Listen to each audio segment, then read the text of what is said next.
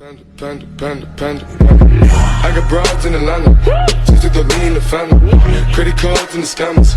Hello mga OFW, welcome po. Kamusta po ang lahat ng mga OFW sa buong mundo? At ngayon mga OFW, meron ulit akong isi-share sa inyo regarding po dito sa Dole E-Cup. So, ito ay usapang kanto lamang mga OFW, pero sana maintindihan ng mga karamihan na po. So, umpisahan na po natin mga OFW. Medyo mahaba na yung buhok natin dahil sa hindi po tayo makakalabas. At ngayon mga OFW, pag-usapan lamang po natin ang regarding po dito sa Dole E-Cup. Or ito po yung one-time financial assistance from our government, okay? Para lamang po ito sa mga OFW. Ibig sabihin po, lahat ng mga OFW na eligible na makatanggap po ng financial assistance from Dole E-Cup, okay? From our government, from Polo, from Dole, okay? At ito po ay binigyan ng sapat na budget para sa mga OFW. Ang budget po dito is 1.5 or 1.6 billion pesos po para lamang sa mga OFW, okay?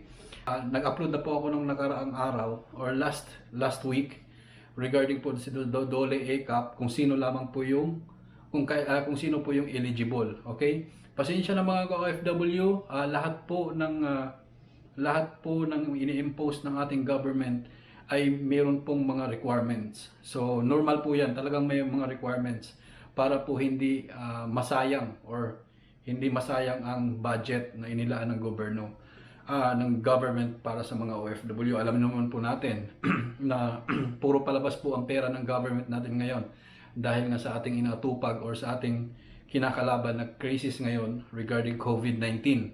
So ngayon mga OFW, sino-sino, may mga katanungan kasi, nag-upload ako noon, binanggit ko lang, in-upload ko lang yun kung ano yung memo na sinulat po galing sa Polo at yun nga ay totoo. So, para lamang pag-usapan natin, kasi meron pa rin mga OFW nagme-message sa akin, nag-PPM, na kung sino lamang po yung makaka-avail ng financial assistance from Dole.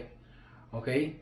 So ngayon pag-usapan lamang po natin, yung usapang kanto lang to mga ka-OFW para maintindihan po ng ating mga kapwa OFW. Kung meron po mga OFW na noon dito na naintindihan na po nila, ay skip nyo na po, manood na po kayo ng iba. Dahil ang video na to ay para lamang sa mga OFW na medyo narilito pa kung paano po ang proseso ng Dole E-Cup or financial assistance para sa mga OFW na nagkakatumbas po ng $200 or 10,000 pesos po sa pera natin, okay? So, unang tanong po na natanggap ko mga OFW ay sino po ang pwedeng mag-avail nito? Lahat po ba ng OFW na nasa abroad or na mga OFW na natenga sa Pilipinas ngayon at hindi nakabalik sa host country o sa bansa na pinagtabuan nila?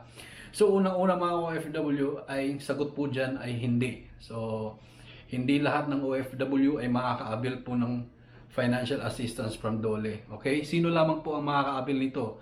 Ang makaka-avail po nito mga OFW ay yung mga regular or documented OFW. Okay? Yung mga OFW na may balik manggagawa, ibig sabihin yung mga natingga po sa Pilipinas or inabutan ng lockdown, kaya hindi po sila nakabalik dito sa host country o sa country na pinagtatrabuhan nila. At yung pangatlo mga OFW ay yung mga undocumented OFW pero nakasalang na po yung mga case nila sa Polo or sa OWA. Okay? Yung mga nakasalang na sa Polo, OWA na hindi pa na-process pero nandun na yung pangalan nila. So, makaka-avail po yung mga ka-OFW nating nasa ganong kalagayan. Ano po? So, isa-isahin natin mga ka-OFW. Anong ibig sabihin ng mga regular OFW or documented OFW? So, sino lamang po yung makaka-avail nun? Sino po yung mga nasa level nun? Okay?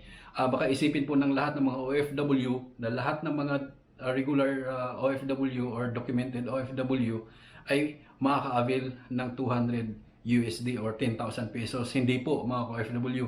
Ang regular OFW or documented OFW, ang ibig sabihin po noon mga OFW na regular OFW sila Okay? Regular OFW sila pero no work, no pay. Okay? Sa madalit sabi, yun po yun. No work, no pay or pinahinto sila ng pagtatrabaho ng kanilang kumpanya dahil nga po dito sa kumakalat na sakit or sa COVID-19. So no work, no pay, ibig sabihin hindi po sumasahod ang mga OFW, naka-quarantine lamang po ang ating mga kapwa. So yun po yun ang makaka-avail. Okay? So i-prepare nyo lang po yung mga documents na kailangan. Nandito lang po sa screen. Or dito sa baba ng video na to, makikita nyo po yung mga requirements. Okay? Ano pa? Ito po yung mga OFW na positive. Okay? Na positive ng COVID-19 disease. So makaka-avail po sila ng financial assistance na yon. Hindi po natin masisi mga OFW kasi mayroong mga kumpanya dito na talagang hindi kayang pasahurin ang mga empleyado nila dahil nga sarado ang business nila. Okay? Example lamang po dito sa mga malls. Okay? Paano sila susilduan kung ang mall ay sarado? So hindi kumikita yung kumpanya nila. So sila din mismo walang sahurin. So ibig sabihin niyan mga OFW, lahat ng mga OFW na sa ganung kalagayan ay pwedeng maka-avail ng one-time financial assistance from DOLE. So ano pa? Pangalawa, ito yung mga OFW na regular OFW, documented OFW na nasa bakasyon ngayon at hindi nakabalik po dito, hindi po nakabalik sa kanilang host country or sa kanilang mga employer dahil inabutan po sila noong lockdown. So ibig sabihin nasa Pilipinas po sila ngayon at hindi kumikita mga OFW at hindi rin makabalik dahil nga lockdown sa atin, at example na lang dito sa Saudi ay lockdown din. So ibig sabihin kahit makaalis po siya sa Pilipinas, hindi rin siya makapasok dito sa Saudi. Vice versa mga OFW, hindi rin makaalis ng Pilipinas ngayon dahil nga lockdown. So although regular OFW siya, talagang naabutan lamang po siya ng lockdown doon sa Pilipinas. So makaka-avail po siya ng one-time financial assistance na 200 USD or 10,000 pesos sa atin. So i-process lamang po niya yung mga documents na kailangan. Actually ang mga kailangan lang nito is yung exit re-entry, yung visa niya, yung passport, or hindi na po siguro kailangan yung contract, exit re-entry, visa, tapos yung plane ticket siguro is enough. So binanggit na po yan ni Secretary Bello na huwag pahirapan po yung mga OFW regarding sa mga documents na kailangan. Okay? Ang purpose natin dito ay matulungan ang mga OFW, hindi para pahirapan. Okay? At alam ko po at marami na pong galit na mga OFW ngayon dahil nga po dito sa mga processing na hindi malaman kung anong susundin. Okay? Pero kinonfirm na po yan ni Secretary Bello na tinanong po ni Erwin Tolfo na kailangan huwag pahirapan ang ating mga OFW regarding sa requirements. Basta lang may pakita na proof na hindi na sila sumasahod or inabutan sila ng lockdown, yun na po yun. At i-consider as valid na po yun mga OFW. Ano po? So ano pa mga OFW? Ito po yung mga kapwa natin OFW na hindi pa po nakatanggap ng anumang support or anumang financial assistance galing sa government or galing sa ating mga employer. Okay, take note. Pag ikaw po ay nag-stop ng work dahil nga po dito sa lockdown na pina-impose ng Saudi government, example, or government ng pinagtrabahoan mo, but nakakatanggap din po kayo ng ayuda galing po sa kumpanya. Ibig sabihin hindi kayo pinabayaan ng kumpanya ninyo. Binigyan po kayo ng mga ayuda. So, ibig sabihin hindi po kayo makaka-avail ng financial assistance. Okay, ito lamang po talaga yung mga OFW na walang-wala na po talaga. Kung ibig sabihin po ay hindi nakatanggap ng ayuda galing sa employer nila, at ito yung mga OFW na inabutan ng lockdown sa Pilipinas na dapat pabalik sana dito or pabalik sana sa mga employer nila abroad, at yun po yung makakatanggap. Ano po? Sana malinaw yan mga OFW. Kung meron po kayong mga ibang katanungan ay pwede nyo po akong message at or mag-comment lamang po kayo dito sa baba at pag-usapan po natin yan, at malay nyo at masagot ko yung mga katanungan ninyo mga OFW. Ano po? So dito na po tayo sa pangalawa mga OFW, pangalawang category na qualified undocumented OFW. So, mga qualified undocumented OFW ay makaka-avail din po nitong one-time financial assistance na $200 or 10,000 pesos sa pera natin. So, sino po yung mga OFW na yon? Ito yung mga OFW natin na naging regular noon, regular OFW or documented OFW na naging undocumented for some reason, okay, na nakasalang na po sa polo or sa ating labor. So, ibig sabihin mga ka-OFW, ito po yung mga ka-OFW natin na nagkaroon ng problema sa kanilang mga employer before at dumulog po sila sa ating polo. Okay? Na ibig sabihin, nandun na yung pangalan nila at qualified as undocumented OFW sila. Kumbaga, nakasalang na po yung kaso nila doon na tinutulungan ng polo. So, pwede po sila maka-avail ng ganitong one-time financial assistance. Okay? Or ito po yung mga OFW na hindi po na-process ang kanilang mga kaso, nakasalang na sa polo, pero active po sila sa OWA or isa silang active OWA members. So makakatanggap din po sila ng financial assistance, mga ka-OFW. So ibig sabihin lamang po nito, yung pong mga ka-OFW natin na takas or huruj dito sa Saudi, at takas po sila at hindi, kumbaga palagoy-lagoy na lang po dito sa abroad na hindi man lang sila lumapit sa polo para idulog po or i-consult ang kanilang problema. Kasi meron mga ka-OFW meron na akong kakilala dito na tumakas sa employer niya. Tapos lalaki po ito, lalaki. Tumakas sa employer niya sa Riyadh, tapos nagpunta dito sa Eastern.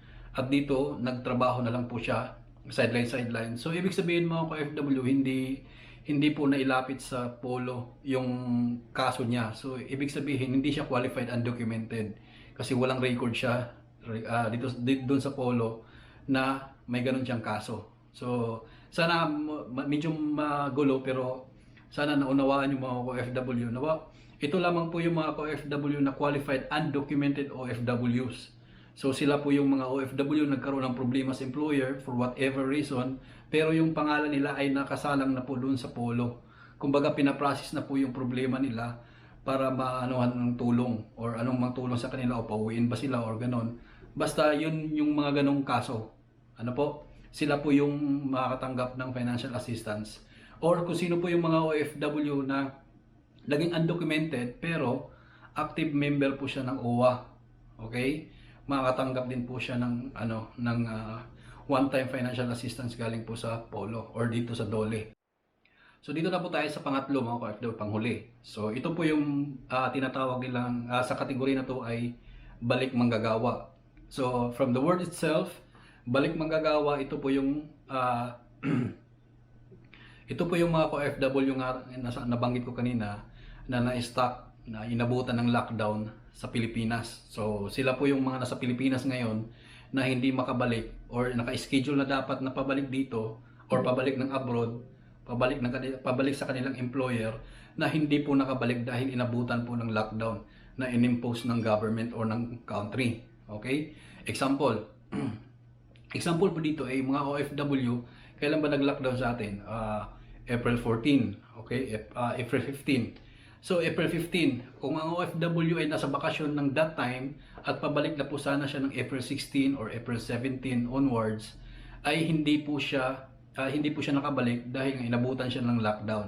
So, ibig sabihin, cancel all flights, nasa Pilipinas lamang po siya ngayon at hindi nakabalik abroad or hindi nakabalik sa kanyang employer. So, pwede po siya mag-apply ng financial assistance dito sa DOLE or dito sa DOLE ACAP. Okay? Eligible po siyang mag-apply ng one-time financial assistance ng $200 or 10,000 pesos. Ano po, mga OFW? At dapat yung mga OFW na yon ay hindi pa po nakatanggap ng ayuda galing sa government. So, meron din mga ganong merong mga requirements din talaga. Intindihin na lang po natin mga ka-OFW, although talagang nakakairita yung maraming mga requirements na kailangan na lalo na ng mga status natin ngayon talagang walang-wala. Okay? Tapos hinihingan pa tayo ng mga requirements. Kung meron naman po tayong mga proof wala namang pong ano wala namang masama kung ano yung hinihingi nila eh. Bigay mo yung exit re-entry visa mo, yung flight details mo. Tapos yung kung madala mo yung ikama mo, pakita mo yung ikama mo. So, proof na yun. Hindi na po siguro tayo papahirapan at dapat lang na hindi tayo pahirapan. Pag pinapahirapan po kayo, pinapahirapan po kayo mga ka-FW, wag po kayo mag-atubiling ireklamo po ito. Okay? Mag-message po kayo sa akin or mag-comment at pwede po natin erase yung concern natin at pwede po natin ireklamo yan kung sino man yung nakausap ninyo. Okay? Sa government natin or sinong in charge. So, panghuli mga ka-FW, ito panghuli. Ang pag-process po ng lahat ng ito mga ka-FW since lockdown nga po, maging sa Pilipinas o maging dito sa abroad, ay ang processing po ng mga requirements ay online. Okay? Take note, online lamang po ang pag-process ng mga requirements or pag-upload ninyo ng mga documents ay online. Ano po? So, yan lamang po mga ka-OFW ang may share ko ngayon. Sana maliwanag po ito at i-share po natin ito sa ating mga kapwa OFW. Sayang naman at mayroong budget ang government nito. So, imagine mga ka-OFW ha, take note mga ka-OFW, $200 or 10,000 pesos po. So, hindi po madadagdagan yan, mas lalong hindi babawasan. So, if na-experience nyo pong binabawasan dahil for some reason, kung ano-anong reason nilang sinasabi, wag po kayong papayag mga OFW. Magreklamo agad kayo or wag niyong tanggapin. Ano po? Sana maging mautak po tayo regarding that kasi privilege po natin yan as OFW. Atin po yan at pinaglaanan ng gobyerno yan at kailangan po natin gamitin yan. So, sa tamang paraan. Ano po? So, yun lang mga OFW. Sana nakatulong po ako sa inyo at stay safe, stay at home at be careful. Always mga OFW, yan lamang po at maraming salamat po at mag-iingat po kayo lagi.